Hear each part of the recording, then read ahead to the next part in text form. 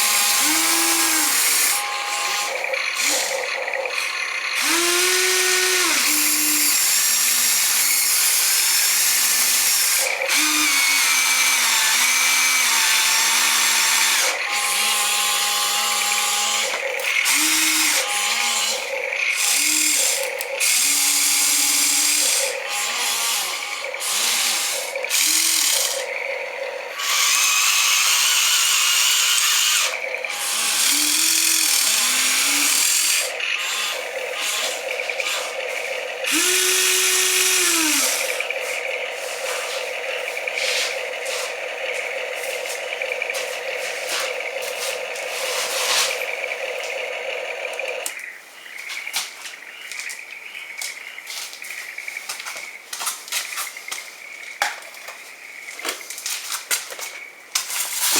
ンプカーに綱をすることができました。満杯積みました。それでカメラを移動します。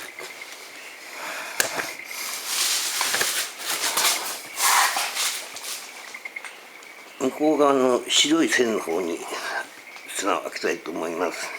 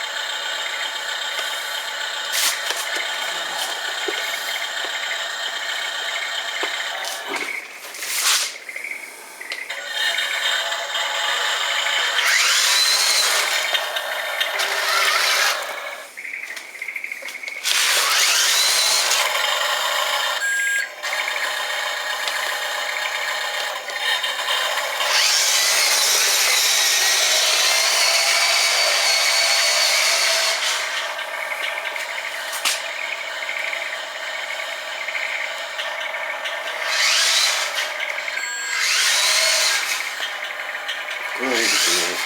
この辺に綱を開けます。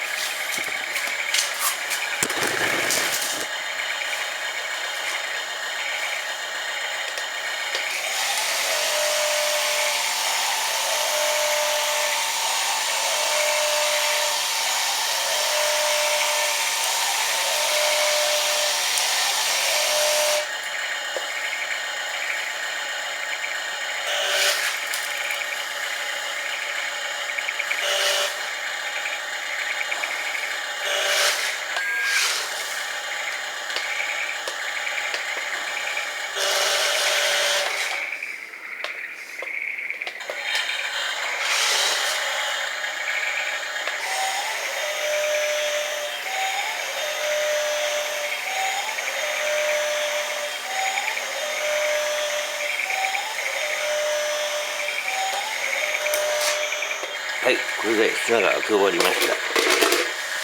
それでは動画を最後まで見てくれた方、ありがとうございます。もしよかったらチャンネル登録の方よろしくお願いします。ちびたでした。